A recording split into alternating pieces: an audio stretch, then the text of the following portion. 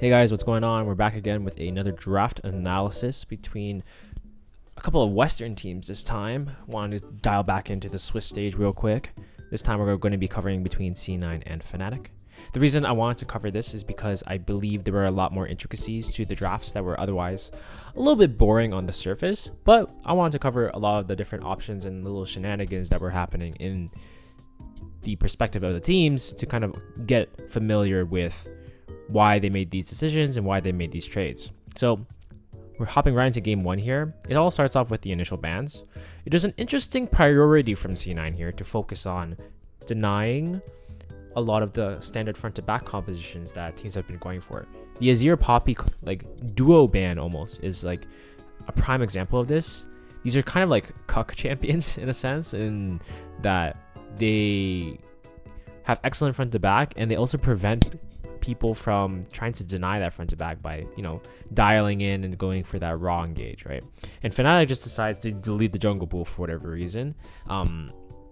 This could be if to force the draft to go into the favor of Blabber to extending his champion pool and going further in picking non-tanks, which maybe prevents C9 from performing as well and dialing into the other champion pools of players like Fudge. This also means that both Xayah Rakan combo and Orianna are up. The reason I mention this is that it brings up three interesting scenarios, right? The first is that the C9 B1's Orianna, which is what teams can do, especially because Azir is banned, which is the main counter that a lot of people are going for right now. So that could have been an obvious path. The trade-off is that they give up Xayah Rakan 1-2, which basically no team is willing to do anymore. So that's not really an option. You see here that Fnatic is going for the different...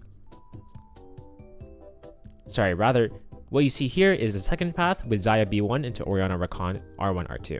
And the third path is just trading Xayah for Rakan and actually Rakan B1ing it, which no team is really wanting to do because they like Xayah more, but can be a reasonable option because it gives Orianna Rakan over to the enemy, Orianna Xayah rather, to the enemy.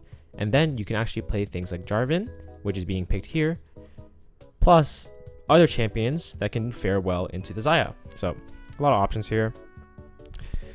Not necessarily a bad draft per se, because C9 picked J4 up, which isn't anything particularly strong. It's just strong in the context that Poppy is banned, and there's also two other junglers that are banned. So the jungle pool is extremely small right now, considering it wasn't large to begin with this meta. Then Fnatic picked the Jax in order to counter what's supposedly the Rumble top here. So this interesting focus on jungle is what's basically forcing Fnatic on this Lee Sin here. And although it's it's not like a bad champ per se, but it's basically premeditated what this pick is because there's no champions being remaining. And it basically gives C9 an opportunity to understand what they need to pick at this point, and they just have a really solid, easy to execute comp that's just relatively forward and does not give many chances for Fnatic to really respond. AD on 5 is decent, but I think Fnatic might have given a little bit too much here and focused a little bit too hard on champions that don't really do much per se in the context of the enemy composition, but more so just, oh, it sounds decent here, let's go for it, things like that. So because of that, they're somehow with a comp that seems like it doesn't really do much, and it's not necessarily their fault because it's kind of hard to read this, but the main indicator here would have been the big amount of junglers that were banned, right? So that was probably where C9 got the biggest advantage here, and it gave them a lot more room to just kind of play around the rest of the draft. In draft 2, we kind of see a little bit of a different dynamic because Fnatic elect to go blue side instead. So now we're electing for a different sort of draft. This time they swapped out the Sejuani ban for the Rumble, which is totally okay and actually probably good because they actually B1 Syndra from Fnatic. Not really normal by any means, but with Orianna and Azir banned, there's not really too many mid laners remaining at this point. I would say that at least are favored in the world's like quote-unquote standard meta of control mages. C9 do yoink the Talia, which is technically a flux here between jungle and mid, because I know Blabber is very proficient on this champ. It just really depends on whether they're willing to have it deal with the Jarvan. I still think some teams did not really learn too much from the Kai'Sa priority that they're going for, because it kind of just shifts the entire draft around them, and it just kind of forces their draft, and like it's very niche. And Kai'Sa it's a little bit overvalued, if I'm going to be honest, which really results in teams getting tied up around this pick, right?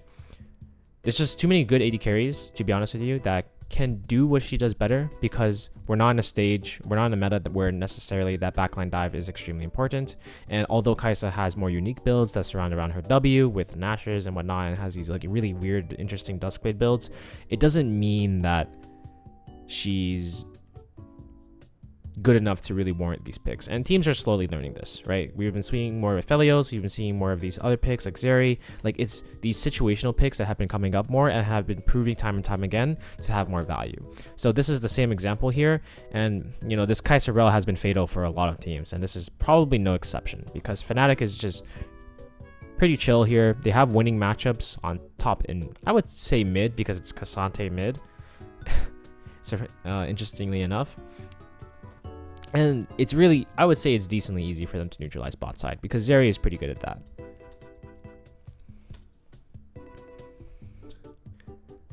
Now touching on to game 3, the main adaptation I think both teams are looking for here is dependent on the first phase bans, right? C9 elected for blue once more. It's a similar ban set to the first game, except they go for the Xayah opener in spite of a Rakan ban. So that's the main thing to keep an eye out here. And with that being banned, this is something to consider instead, because there's not really that many priority picks remaining. If anything, the highest priority pick would be one of these two picks that Fnatic have secured, rather than the Xayah. Although Xayah is really valued well in this meta, right? It's the same issue. Counter pick AD is really not bad, especially when the Lovers duo is broken in half. And something like Rumble is just good in pretty much every scenario this meta. So